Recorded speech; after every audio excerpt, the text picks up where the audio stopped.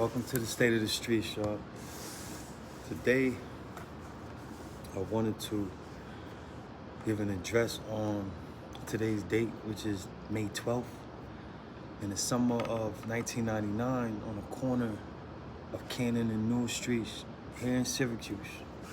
My brother, D.O.R.E. Lamar Ryan, was murdered at just 17 years old, a young life taken before he ever truly had the opportunity to become the man he was destined to be. For many people, that was just another story in the newspaper, another candlelight vigil, another grieving family trying to survive another unbearable loss. But for us, it became the beginning of an era of mistrust, confusion, retaliation, and emotional scars that spread far beyond one family and into the heart of an entire community. Over the years, that pain evolved into purpose. That tragedy became part of the foundation behind organizations like OGs Against Violence and United Society affiliates. Organizations created not because we had all the answers, but because we understood the devastation violence leaves behind. We understood what it means to lose somebody you love and then spend years trying to understand how to live afterward. Now, after more than 25 years, the individual responsible for my brother's death is scheduled to be released. And moments like this force communities and families to confront uncomfortable realities, because pain does not affect everybody the same way. There are categories of people who cope differently. Some believe if a life is taken, then another life should pay for it.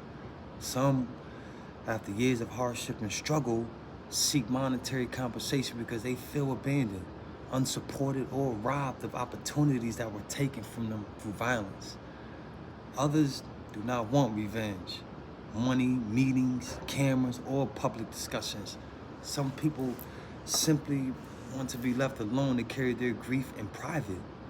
And regardless of how a person chooses to process their pain, one truth remains: life comes full circle. The streets eventually quiet down, the court cases eventually end, the prison sentences eventually expire. But the emotional consequence continue living inside families, neighborhoods, and generations of people who were never the same afterward. So today, I want to send a warm regards to every mother, every father, every brother, every sister, every child, and every friend still coping with loss. Whether your wounds are fresh or decades old, your pain deserves respect. And as a community, we must also respect how people choose to heal. Too often, organizations, institutions, and even individuals try to force grieving families into one acceptable method of coping. They pressure people to forgive publicly before they are emotionally ready. They pressure people to participate in programs, conversations, or reconciliations that may not align with where they are mentally or spiritually. That forceful approach has created resentment in many communities across the country. Healing cannot be demanded. Forgiveness cannot be staged. Peace cannot be manufactured through pressure. Because when people are pushed into emotional processes they are not prepared for, it often deepens the trauma instead of relieving it. It creates anger where understanding should exist, silence where trust should be built, and division where support should have been offered naturally. What communities truly need is compassion, patience, resources, opportunity, and environments where people are allowed to heal at their own pace without judgment. At the same time, we cannot continue ignoring the reckless violence destroying our neighborhoods.